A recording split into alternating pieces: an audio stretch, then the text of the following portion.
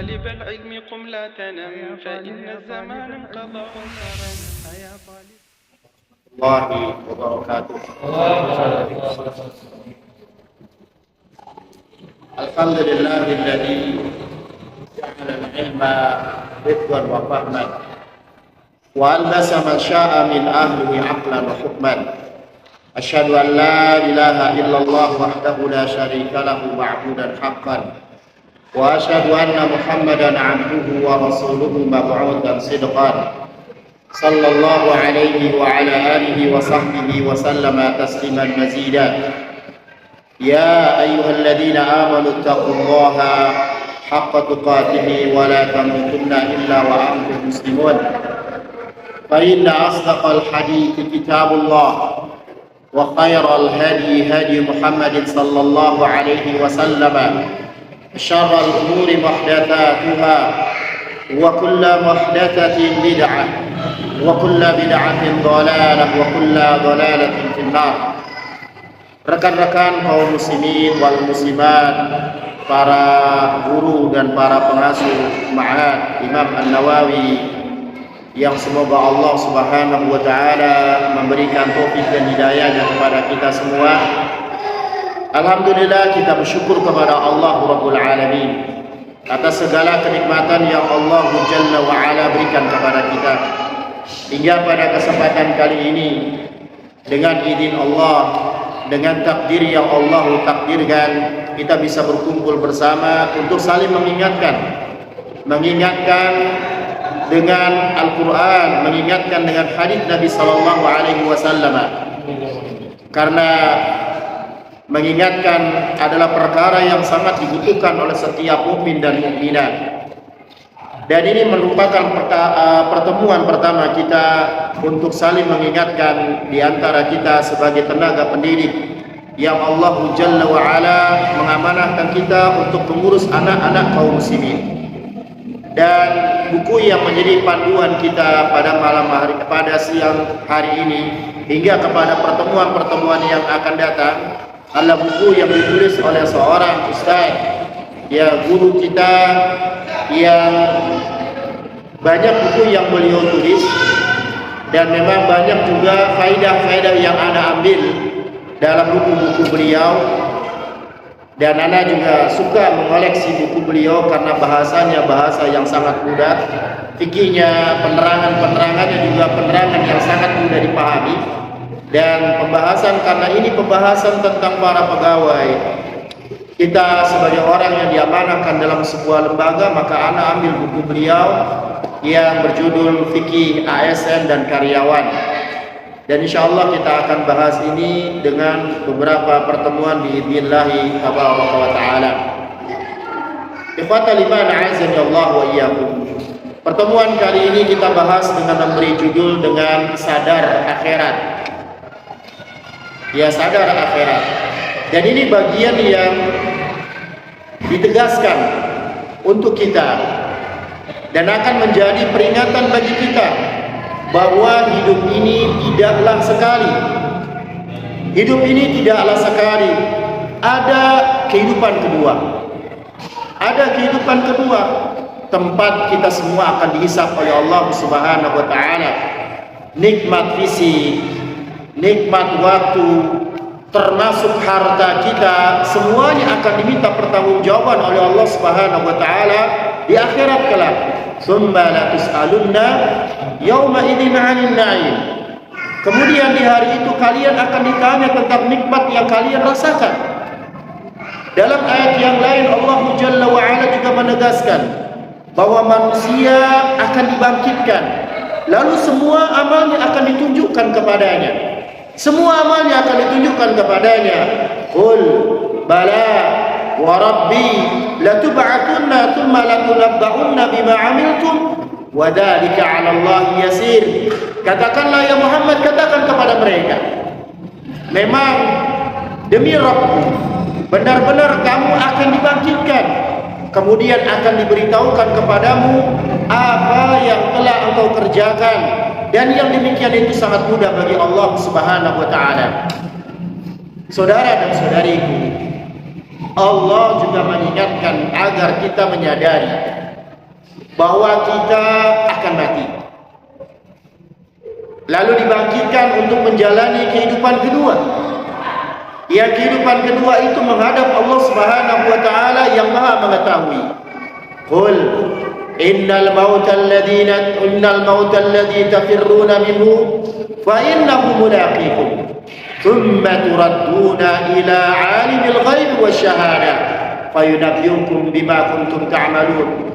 Katakanlah, sesungguhnya kematian yang kamu lari darinya, maka sesungguhnya kematian itu yang akan menemui kamu. Kemudian kamu akan dikembalikan kepada Allah Subhanahu wa taala, yang Allah adalah Maha mengetahui yang gaib, yang Maha mengetahui yang nyata, dan Allah akan beritakan kepadamu apa yang telah engkau kerjakan. Abdullah bin Mas'ud radhiyallahu taala anhu mengatakan, engkau akan diberikan rezeki oleh Allah sebagaimana rezeki akan menghampirimu, sebagaimana kematian juga akan menghampirimu. Karena tidak akan ada yang meleset. Oleh karenanya kita perlu menyadari, ikhwan wa akhwat fillah, Allah menyaksikan semua perbuatan kita. Dia mencatat semuanya. Meskipun kita melupakan jutaan maksiat itu, pada hari kiamat kelak, di saat catatan amalan dibentangkan, dan kita melihat bagi orang-orang yang diberikan catatan amalnya dengan tangan kirinya, dia akan mengatakan, celaka, kitab apa ini yang tidak meninggalkan yang kecil dan juga tidak meninggalkan yang besar. Karena orang yang diberikan catatan amalnya dengan tangan kirinya, dia tahu kalau di dalamnya itu keburukan-keburukan. Tapi yang anehnya, dia tahu dan ingat seluruh keburukannya tercatat di situ. Pada tatkala kita di dunia, hari yang kemarin, kita saja tidak mengetahui apa yang telah kita lakukan dari mulai bangun tidur sampai tidur kembali. Namun pada hari itu Allah Tabaraka wa Ta'ala berikan pengetahuan, berikan keajaiban kepada diri kita. Kita tahu semuanya, kita ingat semuanya. Padahal bisa jadi kita wafat jauh hari sebelum ditegakkannya pada hari kiamat.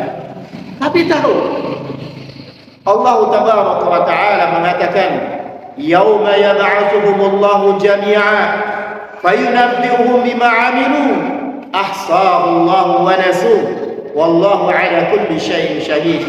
Pada hari ketika mereka dibangkitkan oleh Allah semuanya, lalu diberitakan oleh Allah kepada mereka apa yang telah mereka kerjakan. Allah mengumpulkan atau mencatat amal perbuatan itu, padahal mereka semuanya telah melupakannya. Mereka telah melupakannya, dan Allah Maha menyaksikan segala sesuatu. Tatkala manusia di hadapan Allah, semua harta, jabatan yang dimiliki sama sekali tidak akan bermanfaat. Sebagaimana yang sering kita ingat ayat ini, yauma la yanfa'u malun wala banun illa man atallaha biqalbin salim. Di hari harta dan anak tidak lagi bermanfaat kecuali orang yang datang ke hadapan Allah dengan hati yang salim, hati yang selamat. Bisa jadi tatkala kita berada di dunia, kita berpuasa, kita punya jabatan, kita punya bawahan, kita terbebas dari pantauan KPK, kita terbebas dari pantauan atasan kita, bahkan mungkin kita kebal terhadap hukum negara. Namun ini semua tidak akan berlaku di akhirat kelak. Allah Maha melihat, Allah menyaksikan, dan Allah akan menghakimi semuanya. Qul ayyu syai'in akbaru syahadatan qulillah syahidun baini wa bainakum. Katakanlah, siapakah yang lebih kuat persaksiannya? Siapakah yang lebih kuat persaksiannya? Katakanlah Allah. Dia yang menjadi saksi di antara aku dan kalian. Jadi semua ayat yang kita paparkan ini, wahai saudara dan saudari, ini mengajarkan kepada kita bahwa kita harus sadar akhirat. Sadar akhirat, sadar bahwa semua perilaku kita akan dimintai pertanggungjawaban di hadapan Zat yang Maha melihat. Maka dengan berbekal sadar akhirat, seorang hamba akan lebih mudah untuk diingatkan. Dan kita hari ini berada di atas bahtera yang sama. Hari ini kita berada di atas bahtera, di atas kapal yang sama. Kapal Ma'had Imam An-Nawawi, yang kalau ada di antara kita sudah lalai, lama tidak mendengar nasihat tentang akhirat, maka akan sulit nantinya untuk diingatkan tentang pekerjaannya. Maka kuncinya adalah sadar akhirat. Tatkala seseorang sadar akhirat, maka dia akan mudah untuk diingatkan terhadap aturan-aturan agama, baik dalam masalah harta, masalah jabatan, masalah kewajiban, meskipun kalau aturan itu kurang menguntungkan bagi dirinya. Nabi sallallahu alaihi wasallam, ikhwan fillah wa akhwat fillah, Nabi mengawali dakwahnya dengan penekanan masalah tauhid, mengawali dakwahnya dengan penekanan di dalam meluruskan akidah. Beliau tanamkan ideologi yang benar kepada para sahabatnya, hingga akhirnya mereka lebih siap untuk menerima setiap aturan halal dan haram. Ibunda Aisyah radhiyallahu anha mengatakan bahwa bagian Al-Quran yang pertama kali turun kepada Nabi Muhammad SAW adalah surah-surah yang dikenal dengan surah Mufassal, yaitu surahnya ayat-ayatnya pendek. Dan ayat-ayat yang pendek ini berbicara tentang neraka dan surga, berbicara tentang akhirat. Sebagaimana ibunda kita mengatakan, innama nazala awwala ma nazala minhu suratun minal mufassal. Sesungguhnya yang awal-awal turun adalah surah Al-Mufassal. Fiha dzikrul jannati wan nar, yang di dalamnya membahas masalah neraka dan surga. Hatta idza thaban nasu ila Islam, sampai ketika banyak orang yang masuk ke dalam Islam, nazala al-halal wal haram. Lalu turunlah tentang halal dan haram. Walau nazala awwala syai'in la tashrabul khamra. Andai kata ayat pertama yang turun adalah berbicara atau larangan jangan meminum khamar, laqalu la nad'ul khamra abadan. Niscaya mereka akan mengatakan kami tidak akan meninggalkan minum khamar selama-lamanya. Walau nazala la taznu, seandainya ayat pertama yang turun adalah larangan jangan berzina, laqalu, niscaya mereka akan mengatakan la nad'u zina abada, kami tidak akan pernah mau meninggalkan zina selama-lamanya. Subhanallah. Demikianlah cara Allah mendidik generasi terbaik umat ini. Ini contoh bagi kita, ikhwan wa akhwatu billah. Contoh, artinya bukankah sahabat manusia, bukankah rekan-rekan kita manusia, bukankah anak didik kita juga manusia? Ketika Allah Jalla wa'ala menerapkan pelajaran pertama adalah dengan menanamkan akidah, menanamkan tentang bagaimana seorang mukmin takut azab Allah dalam neraka, menanamkan seorang mukmin menginginkan masuk ke dalam surga dengan kenikmatan di dalamnya, maka dengan mudah dia akan diatur. Akan mudah untuk diatur. Demikian yang seharusnya kita tanamkan di dalam mengikuti bagaimana Allah dan Rasulnya mendidik umat ini. Itu yang ditanamkan. Kita tanamkan rasa targhib wa tarhib. Kita tanamkan rasa semangat untuk melakukan kebaikan karena menginginkan masuk ke dalam surga. Kita tanamkan rasa khawatir dan takut untuk mendapatkan azab Allah Subhanahu wa taala.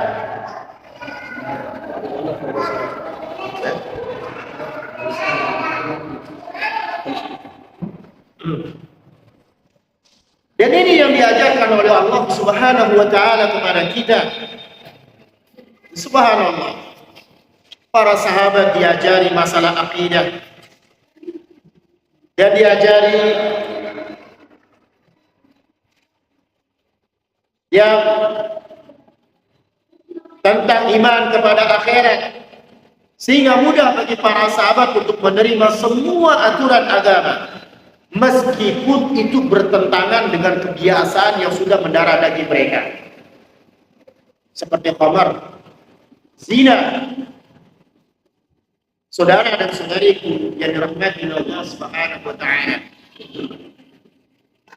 kita akan dihisab oleh Allah. Semua usaha kita akan dihisab oleh Allah Jalla wa ala. Tak terkecuali semua pemasukan kita yang kita dapatkan, meskipun pemasukan itu belum kita manfaatkan, tetap akan dihisab oleh Allah Jalla wa ala. Thumma la tus'alunna yawma idzin 'anil na'im. Kemudian pada hari kiamat, sungguh kalian akan ditanya tentang kenikmatan. Kita tidak hanya ditanya tentang bagaimana cara kita mendapatkan harta, tetapi kita juga akan ditanya dengan bagaimana menggunakan harta. Bukankah hadis ini yang sering kita ungkapkan? Bahkan tidak jarang, bahkan sering kita dapatkan para dai menyebutkan hadis ini.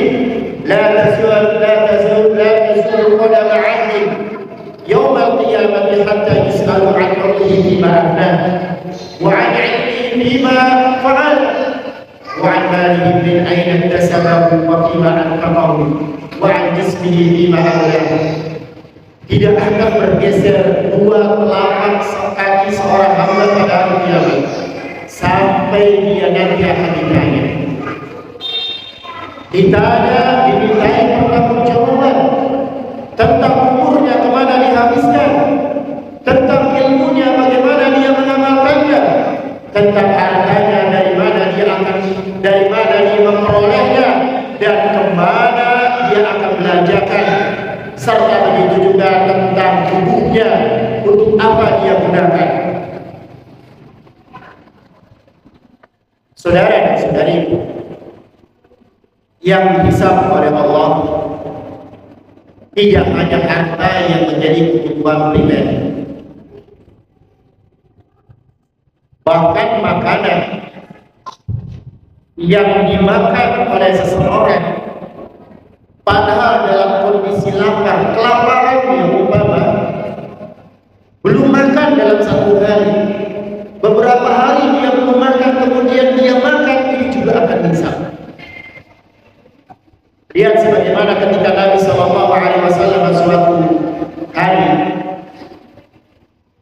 tepatnya di siang hari, ketika Nabi keluar dari rumahnya, berpapasan dengan Abu Bakar dan berpapasan dengan Umar bin Khattab radhiyallahu ta'ala anhu.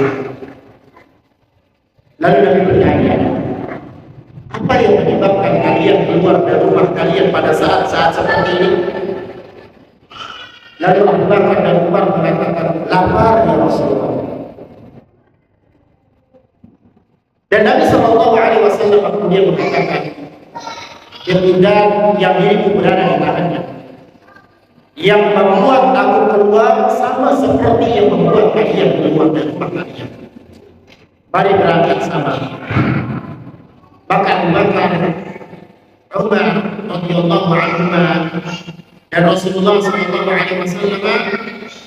menemui seseorang dari kalangan Ansar yang dalam riwayat yang lain disebut dengan seorang sahabat Abu Ayyub Al-Ansari. Dan ternyata Abu Ayyub Al-Ansari sedang tidur di rumahnya. Ketika istrinya melihat yang datang adalah Nabi, maka istrinya mengatakan marhaban wa ahlan. Lalu dia bertanya, di mana suamimu? Lalu wanita atau istrinya mengatakan dia pergi untuk mencari air tawar untuk kami. Hingga akhirnya Abu Ayyub Al-Ansari datang. Ketika dia memandang ada Nabi SAW Kemudian dia mengatakan alhamdulillah. Pada hari ini tidak ada yang mendapatkan tamu-tamu yang lebih mulia daripada tamu yang datang kepadaku. Lalu sahabat itu beranjak dan datang lagi sambil membawa setandan yang di dalamnya ada kurma basah dan ada kurma kering. Lalu dia mengatakan, makanlah dan hidangan ini. Abu Ayyub kemudian pergi lagi ke belakang.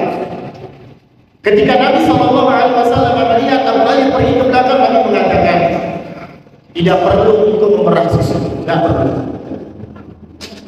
Kemudian sahabat ini tidak memerah susu, namun dia ke belakang untuk menyembelih domba. Akhirnya mereka pun makan, mereka pun minum bersama-sama. Setelah kenyang, Nabi SAW mengingatkan, dan ini juga mengingatkan kita. Walladzi nafsi biyadihi la tus'alunna 'an hadzal na'im yawm al-qiyamah. Akhrajakum min buyutikum al-ju' thumma lam tajidu hatta asabakum hadzal na'im. Demi yang ini berada di tangannya, kalian benar-benar akan ditanya tentang kenikmatan pada hari kiamat kelak. Rasa lapar telah membuat kalian keluar dari rumah kalian, kemudian kalian tidak kembali, melainkan telah mendapatkan kenikmatan. Dan ini juga akan ditanya. Kalau kondisi yang sulit akan ditanya oleh Allah, apalagi yang dalam kondisi yang senang akan ditanya oleh Allah Subhanahu wa taala. Maka nikmatnya ada, bahkan nikmat yang tidak terbayangkan lagi kalau itu akan dihisab. Kita tidak membayangkan, kita selama ini membayangkan yang akan dihisab adalah uang, membayangkan yang akan dihisab adalah badan kita, ilmu kita. Ternyata ada yang akan dihisab. Apa itu? Kesehatan dan air yang kita gunakan. Kesehatan dan air yang kita gunakan juga akan dihisab. Sebagaimana Nabi SAW mengatakan, inna awwala ma yus'alu 'anhu yawm al-qiyamati ya'ni al-'abda min an-na'imi an yuqala lahu alam nusihha laka jismaka wa nufika min al-ma'i barid. Sungguh nikmat yang akan ditanya pada hamba pertama kali dan pada hari kiamat kelak adalah tentang pertanyaan, bukankah kami telah memberikan kesehatan kepada badanmu? Bukankah kami telah memberikan padamu air yang menyegarkan? Ini akan ditanya pertama kali. Untuk itulah semakin banyak pemasukan ke kantong kita, semakin banyak pemasukan ke dalam dompet kita dan rekening kita atau kepada diri kita, maka seseorang akan menjalani hisab yang lebih lama, sehingga menyebabkan dia akan tertunda masuk ke dalam surga. Inna fuqara al-muhajirin yasbiquna al-aghniya'a yawm al-qiyamati ila al-jannati bi'arba'ina qariban. Sesungguhnya kaum muhajirin, lihat, Nabi menyebutkan kaum muhajirin di sini ya. Sesungguhnya kaum muhajirin yang miskin, mereka mendahului masuk surga pada hari kiamat 40 tahun sebelum orang kaya.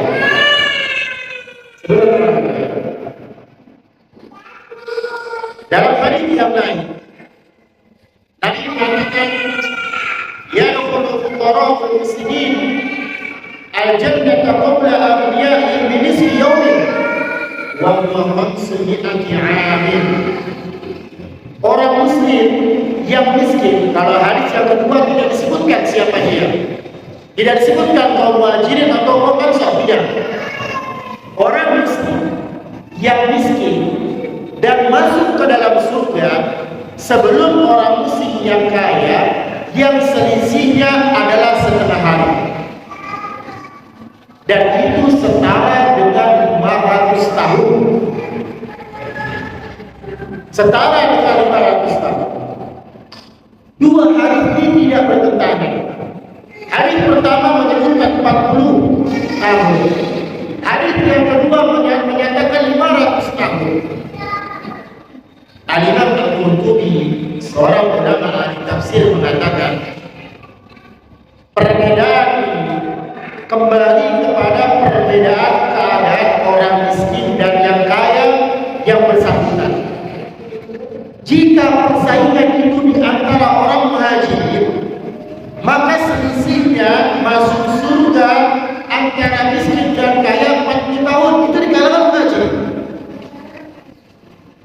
Sementara selain orang-orang muhajirin, maka setengah hari di hari kiamat. Berapa? 500 tahun. Dan inilah karakter dunia yang ini, yang kita merasa nikmat di dunia, tapi di akhirat ternyata sengsara. Sekali lagi para saudara yang saudari, semua kita akan diminta pertanggungjawaban. Harta akan besar, harta akan ada. Tidak ada pilihan yang ketiga, tidak ada. Dengan memahami ini, kita akan merasa heran ketika kita melihat ada seorang muslim iri dengan orang yang kaya. Ada seorang muslim iri kepada orang lain karena kekayaannya. Yang berarti dia iri kepada orang yang akan dihisab lebih lama dari dirinya. Yang kadang ini menggerogoti kita juga. Enaklah jadi atasan, gajinya besar. Enaklah tangannya, ya modalnya kecil, untuknya gede, banyaklah pemasukannya. Kalau hanya sekedar ungkapan-ungkapan belaka yang tidak diiringi dengan rasa iri yang tercela, mungkin tidaklah masalah. Iri yang tercela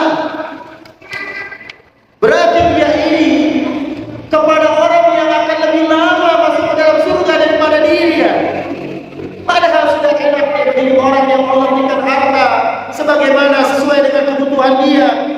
Dia bisa manfaatkan sesuai dengan ridha Allah. Dia bisa masuk ke dalam surga Allah lebih dahulu, mendapatkan kenikmatan lebih dahulu, merasakan lebih banyak kenikmatan dibandingkan dengan saudaranya. Maka sungguh mengherankan orang-orang yang seperti ini. Sebagaimana seorang penyair mengatakan, walau anna idza minna turidna lakana al-maut rahatan kulli hayyin walakinna idza minna bu'idna wa nas'alu ba'daha an kulli syai'in. Sekiranya ketika mati kita dibiarkan begitu saja, tentu kenikmatan adalah kesempatan untuk beristirahat bagi setiap orang yang pernah hidup. Tapi hanya saja setelah kematian ternyata kita akan dibangkitkan kembali dan akan ditanya tentang segala sesuatu yang telah kita usahakan dan telah kita lakukan. Maka berarti kembali kepada diri kita, wahai saudara dan saudari, rekan-rekan sekalian. Kita harus punya jawaban yang seragam. Mengapa Anda ingin meninggalkan harta yang haram? Mengapa Anda meninggalkan perkara-perkara yang haram? maka jawabannya harus dan pasti karena sadar akan akhirat. Itulah jawabannya. Bukan karena gak ada kesempatan, bukan karena gak bisa melakukan, bukan, tapi karena sadar akan akhirat. Ketahuilah, seseorang menjauhkan dirinya dari dosa-dosa, itu saja sudah bisa mengumpulkan dosa-dosa kecilnya. Menjauhkan dirinya dari dosa-dosa, itu saja sudah bisa mengumpulkan dosa-dosa kecil. Apalagi dibarengi dengan beramal saleh, maka akan menambahkan gugurnya dosa kecil. Andai kata dosa kecilnya ternyata sudah habis digugurkan oleh karena dia meninggalkan dosa besar, maka amal-amal saleh yang telah dia lakukan akan Allah jadikan sebagai pengangkat derajatnya di sisi Allah Taala. Maka dengan demikian ini wa alhamdulillah ini yang bisa saya sampaikan pada kesempatan kali ini sebagai kalimat yang harus kita camkan pada hati kita, harus kita letakkan pada hati kita. Aku akan mati dan aku akan dihisab. Kezaliman tidak akan pernah dilupakan. Semuanya nanti akan diselesaikan di hadapan Allah Subhanahu wa taala. Berbanggalah ketika Allah berikan kesadaran diri kita. Berbanggalah dan berbahagialah ketika Allah tidak memberikan kita dengan kenikmatan yang berlebihan, dengan jabatan yang terlalu tinggi, hingga akhirnya kita bisa berjalan sesuai dengan ridho Allah Jalla wa Ala. Berat teman-teman semua kalau dipikirkan beban yang begitu berat. Berat kalau harta yang begitu banyak di tangan kita, kita nggak bisa mengontrolnya. Maka ini sebagai ya perlukan bagi kita semua yang harus kita sama-sama cermati, dan insya Allah pertemuan saya menang nggak sampai setengahnya, ada setengahnya, ada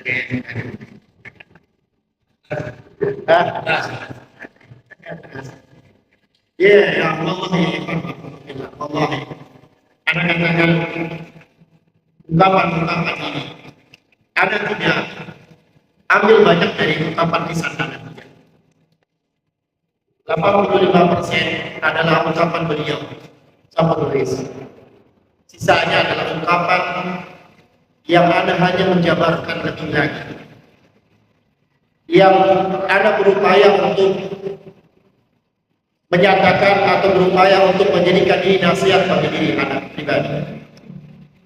Apalagi teman-teman semua, kalaulah antum dan nanti sudah berada pada puncak pendewasaan, puncak atau berada pada masa tua, maka sungguh akan dirasakan kayaknya dunia itu tak bermanfaat, kecuali bagi orang-orang yang dijauhkan oleh Allah dan hidayah Allah, karena rasanya kematian itu sudah dekat. Kenapa kita saat ini, antum dan antuna saat ini masih mengejar harta, masih mengejar jabatan, masih mengejar ketenaran, masih mengejar pujian-pujian? Karena memang masa muda adalah masa yang paling sulit seseorang berpegang teguh dengan agama.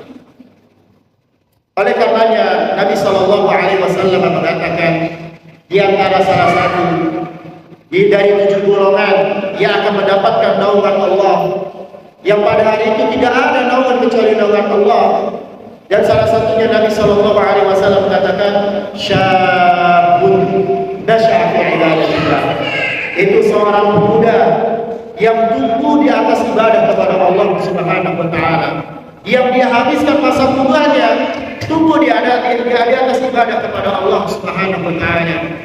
Maka ketika Ustaz Haidin sebagai pimpinan menawarkan Ustaz bagaimana kalau kita berikan kajian-kajian kepada teman-teman semua, nah katakan alhamdulillah. Bahkan itu yang Anda inginkan. Karena pelajaran yang terbaik diberikan bagi teman-teman yang berbuat salah adalah dengan menanamkan akidah yang benar, dengan menanamkan, menyadarkan mereka tentang agama, bukan dengan cara memotong gajinya, bukan dengan cara mensekornya, bukan. Itu tak akan berbekas. Kenapa? Kita patut untuk menanamkan apa yang ditanamkan oleh generasi terbaik yang dilakukan oleh Nabi Sallallahu Alaihi Wasallam. Dan sedikit sekali kalau kita baca sejarah, Nabi Sallallahu Alaihi Wasallam memberikan pelajaran, memberikan hukuman kepada para sahabat yang berbuat salah, sedikit sekali. Dan itu pun tujuannya adalah supaya mereka sadar. Maka kajian-kajian yang ini, wallahi ana lihat ini adalah merupakan perkara yang baik. Adalah perkara yang baik. Ya semoga teman-teman juga memandang akan hal itu. Karena kita butuh rohani kita. Kita bukan hanya sekedar butuh gaji. Kita bukan hanya sekedar butuh makan. Tapi kita butuh hal yang lebih penting. Yaitu sesuatu yang mengontrol gaji, sesuatu yang mengontrol makan kita. Itu rohani kita. Mendekat kepada Allah Jalla wa'ala. Demikian yang bisa saya sampaikan. Semoga ini bermanfaat. Kita lanjut kepada tanya jawab. Ya, kalau ada yang ditanyakan silakan kepada teman-teman sekalian. Wallahu ta'ala a'lam bishawab.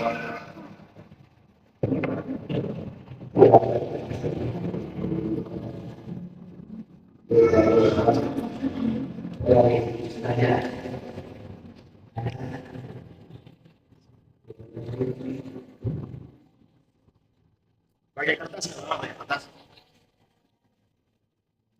Menggunakan kertas dulu. Pakai kertas langsung aja lah. Biar bisa semuanya bertanya.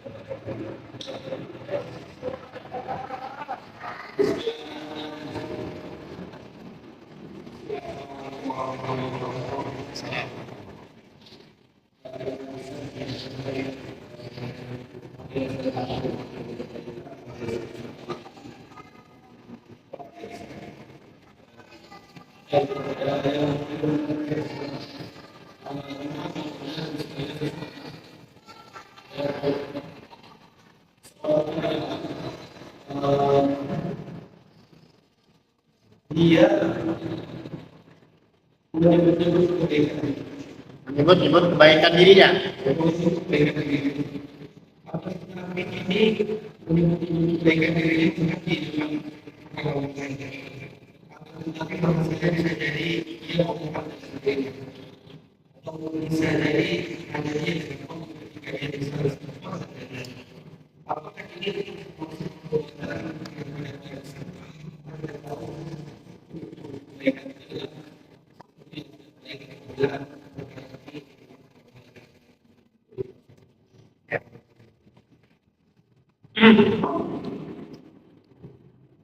Saudara dan saudari dirahmati Allah Subhanahu wa taala. Memuji diri, memuji karya, hukum asalnya adalah mencela. Karena Allah Subhanahu wa taala mengatakan pada tusyabbihu anfusakum huwa a'lamu biman ittaqa. Jangan kalian merekomendasikan diri kalian sendiri. Jangan kalian memuji diri kalian sendiri. Dan Allah Maha mengetahui siapa yang paling bertakwa.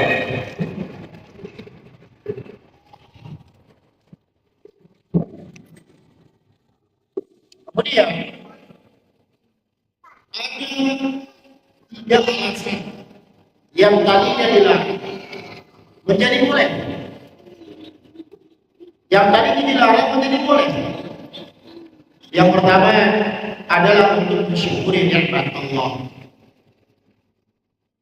Selama seseorang menyebutkan kelebihannya, selama seseorang memuji dirinya, selama tidak ada sombong dan ujub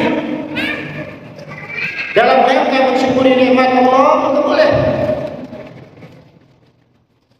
Itu boleh. Itu yang pertama.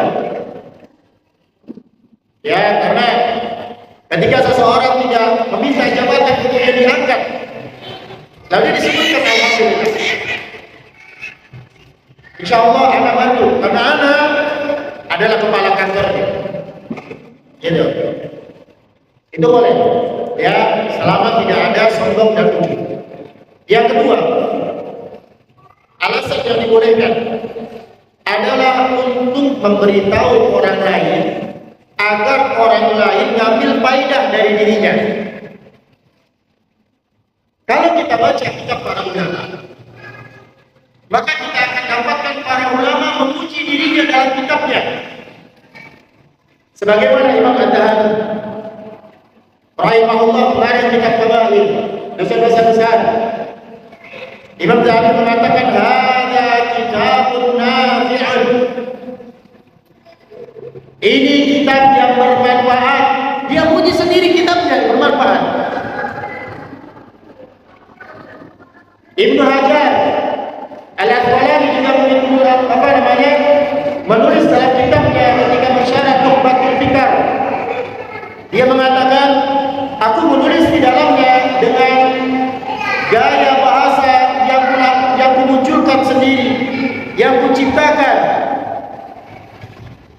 Itu boleh, selama tujuannya agar orang lain tahu kalau kita punya kelebihan, tahu kalau kita punya sesuatu yang bermanfaat, hingga mereka mau ngambil yang bermanfaat ini. Gitu. Contoh,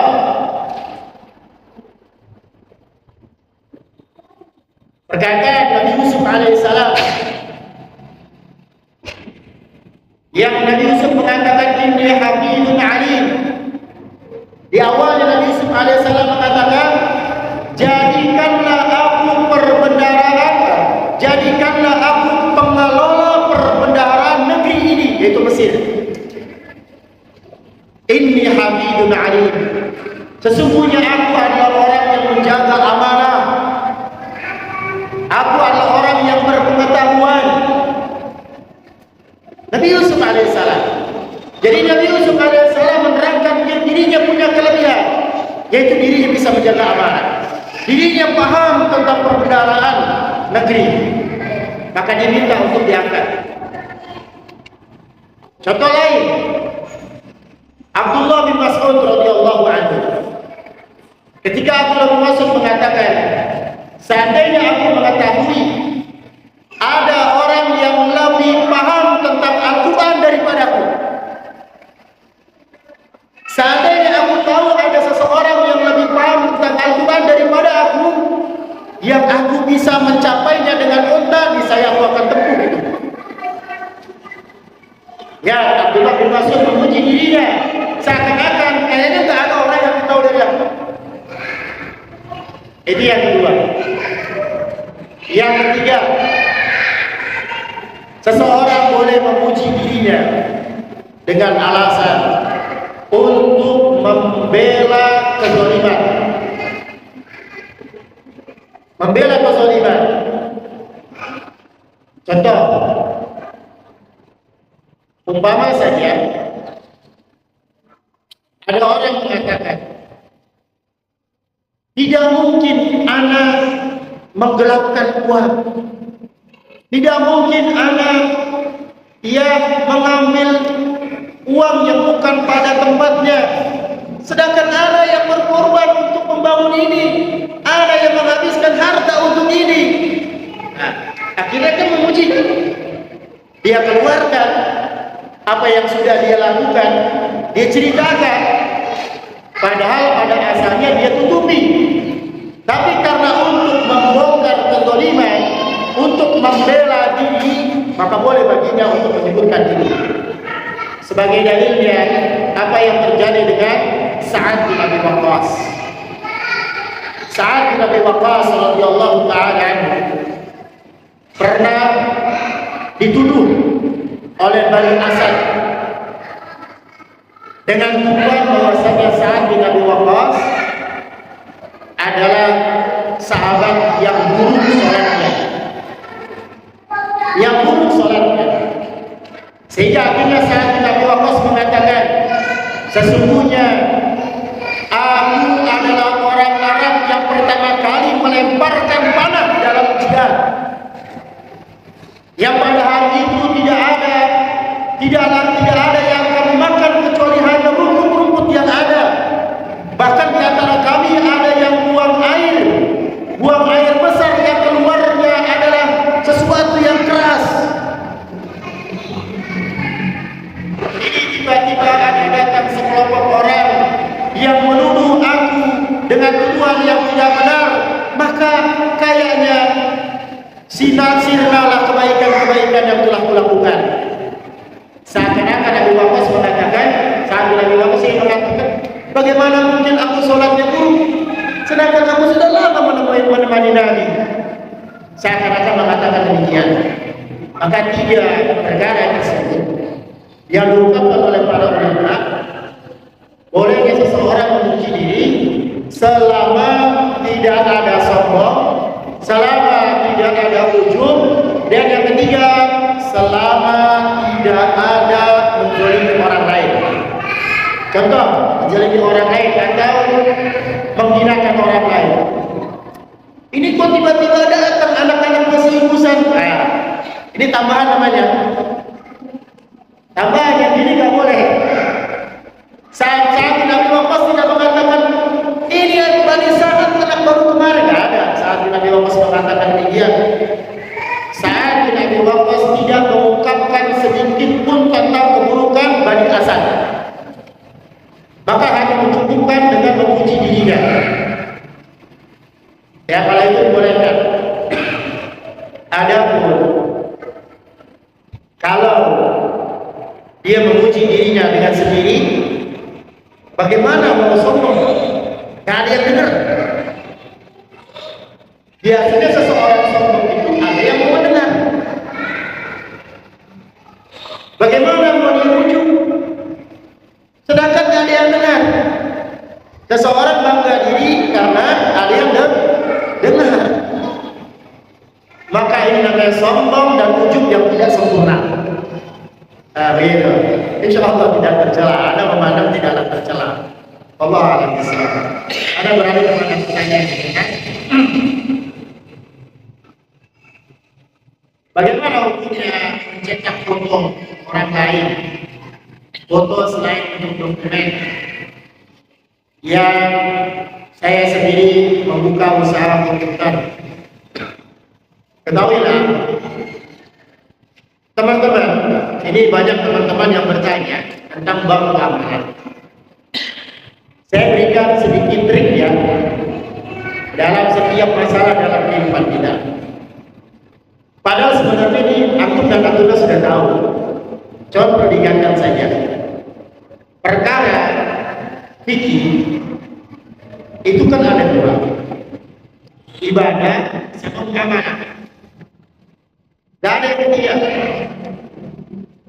Rumah tangga, jual beli muamalah, hukum pidana muamalah, warisan muamalah. Kalau ibadah salat, zakat, puasa, itu sebenarnya haji, itu ibadah. Maka bukankah kalau itu muamalah, pada hukum asalnya adalah boleh. Boleh. Dan tidak boleh kita mengatakan haram. Tidak boleh kita melarangnya kecuali dengan dalil yang kuat. Gak boleh dengan perasaan. Gak boleh. Kalau menghindarinya, kayaknya ada masih ragu, ada yang dari itu terserah.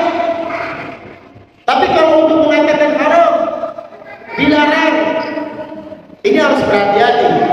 Karena hukum asal lebih kuat hukum asal.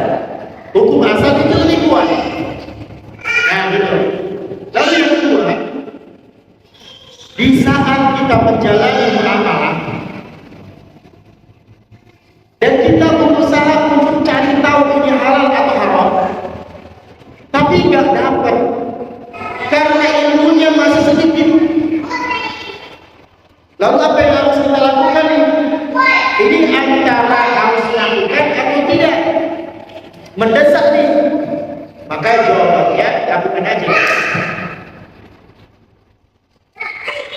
Yang ketiga, kalau nanti ternyata di belakang hari masih tetap menuntut ilmu terus, ternyata dapat jawaban, haram ternyata.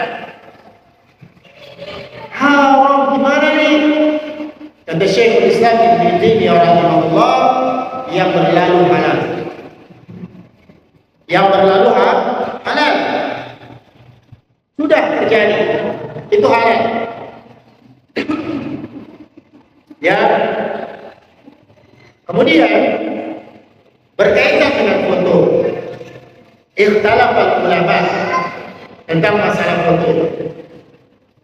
Para ulama berselisih pendapat di dalam buku antara haram hukum asalnya karena dikiaskan dengan melukis,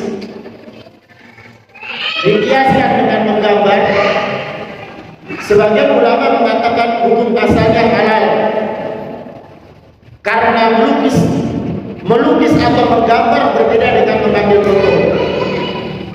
Karena kalau melukis, kenapa diharamkan? Karena dia seperti menciptakan. Oh, palanya kayak gini, kupingnya lebar, oh palanya dia lonjong, oh rambutnya gini. Karena dia melukis. Ya. Sedangkan kalau foto tidak ada demikian. Kalau foto dia lebih tepat disamakan dengan cermin. Dan ini pendapat yang Anda ambil. Hukum asalnya adalah boleh.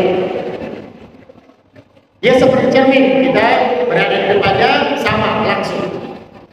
Nah, lalu karena hukum asalnya adalah boleh, maka segala sesuatu yang berkaitan dengan itu, baik dengan mencetaknya, itu jadi boleh. Ya, jadi boleh. Kecuali ada yang menjadikannya haram dengan alasan yang kuat. Apa? Oh, ternyata yang dicetak, yang difoto adalah gambar yang porno, dia haram.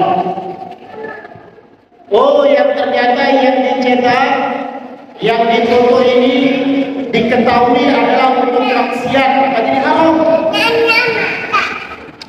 Jadi bagi yang punya usaha kayak gini, ketika mencetak foto, nggak usah tanya-tanya, ini untuk apa? Kalau dia jawab nanti ternyata untuk maksiat, jadi haram. Nggak boleh. Wala ta'awanu 'alal itsmi wal 'udwan. Nggak boleh saling tolong-menolong dalam permusuhan dan dosa. Ya, itu hukumnya. Dan kemudian bagaimana dengan menempelnya? Nah, nilai lagi. Hukum asalnya dia nggak boleh. Hukum asalnya kan boleh karena foto. Jadi nggak boleh karena ada larangan menempelnya di rumah. Nah, jadi kan karena ada larangan, maka rumah begini haram. Nah, begitu. Kemudian bagaimana cara menolak instansi pemerintah yang ketika membeli barang laptop, tinta atau lainnya meminta dinaikkan harga di bonnya, di fakturnya, atau sekedar mereka memberikan bon kosong dan mereka menulis harganya sendiri. Anda tanyakan sama kepala agen dan agen, kira-kira dusta nggak? Itu dusta enggak? Kalau sudah dusta ya sudah. Berarti apa hukum daripada berdusta? Waktu hilanglah orderan ini, ya kan? Hilanglah job. Apalagi orang-orang kantor yang paling banyak itu. Begitulah. Makanya seseorang itu ketika jadi pedagang bukan sekedar mengetahui bagaimana manajemen perdagangan, tapi yang paling penting adalah dia diperkuat akidahnya supaya dia yakin bahwasanya rezeki tidak tertuhan. Lihat bagaimana sahabat Abdullah bin Mas'ud yang ketika dipulangkan budak kepadanya, padahal budak yang dijual olehnya gak ada cacat, dipulangkan katanya ada cacat, sehingga akhirnya Abdullah bin Mas'ud menerima saja, sudah diterima.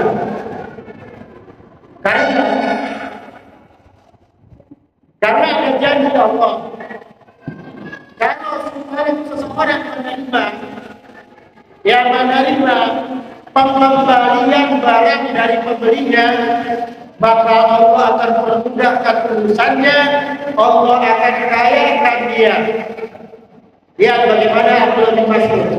Padahal kalau ini diangkat ke pemerintah, ke khalifah, Abdullah bin Mas'ud pun dengan bersumpah, demi Allah, aku menjualnya dalam kondisi tidak ada cacat, maka itu dimenangkan. Al-bayyinatu 'ala al-mudda'i wal yaminu 'ala man ankara. Tapi dia tidak cukup menerima. Tapi lihat, dia jual lagi budaknya dalam kondisi yang sama, tapi harganya dinaikkan berlipat-lipat lagi. Lalu harga yang berlipat-lipat. Maka kemarin nggak apa-apa, ada yang dicek ini, cacat ini. Alhamdulillah. Ya, kalau alhamdulillah dia ada cobaan. Jadi ini kalau dari pandangan saya, ilmuannya itu bisa. Sangat boleh.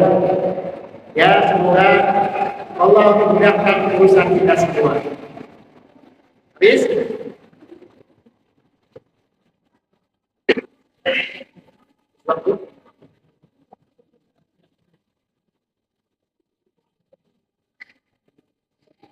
Oh, ada lagi nggak? Kalau ada lagi, kita bertanya lagi sebagai pertanyaan terakhir atau pertanyaan lagi?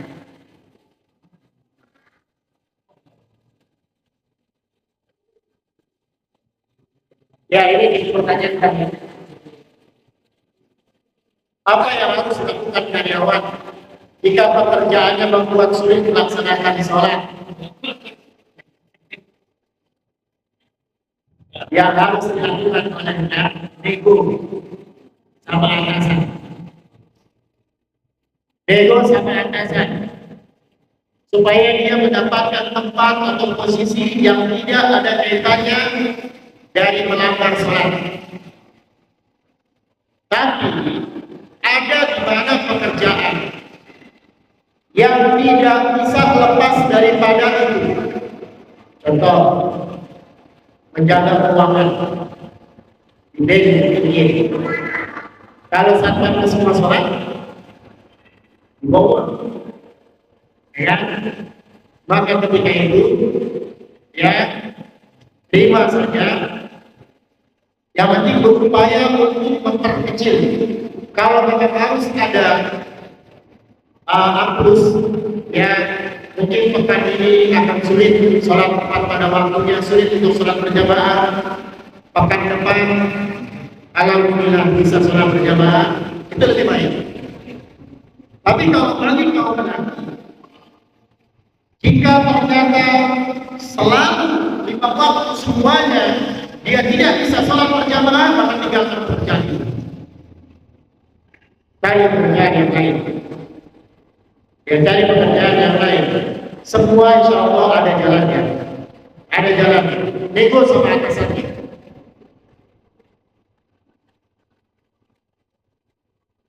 Sama atau tidak seorang karyawan wanita kerja dalam dunia pendidikan.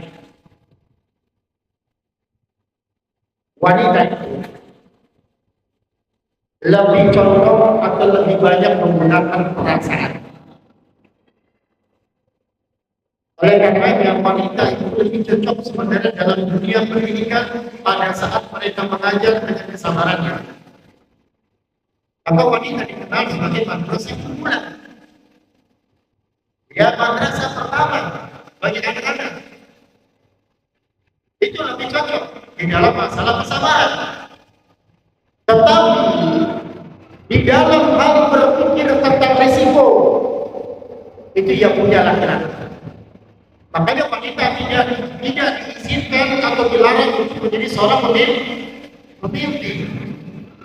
Karena pemimpin dia harus menahan beban banyak pikiran. Maka ditunjukkan lelaki. Ya, dan sedangkan kepemimpinan, manajemen, kesabaran di dalam mendidik itu semua ada dalam pendidikan. Itu semua ada dalam pendidikan. Maka ada minus-minusnya. Ada kelebihan di kaum lelaki dan ada kelebihan di kaum wanita. Ya, seharusnya sebenarnya kaum lelaki ketika memanage seharusnya lebih pandai daripada wanita. Sedangkan kesabaran wanita harus lebih daripada kaum lelaki. Karena itu dampak yang diciptakan oleh Allah Subhanahu wa Ta'ala. Semoga pembahasan kita pada kesempatan kali ini bermanfaat. Terima kasih atas pertanyaan-pertanyaannya dari teman-teman sekalian. Ya, terima kasih atas perhatiannya. Semoga Allah Jalla wa Ala membimbing dan memberikan taufik dan hidayah kepada kita semua untuk menjadi seorang muslim yang amanah, muslimah yang amanah, kemudian menjadi seorang hamba Allah Subhanahu wa Ta'ala yang melakukan perkara yang diridhai oleh Allah Subhanahu wa Ta'ala. Demikian kita akhiri. Subhanallahumma wa bihamdika, asyhadu an la ilaha illa anta, astaghfiruka wa atubu ilaik. Wassalamu alaikum warahmatullahi wabarakatuh.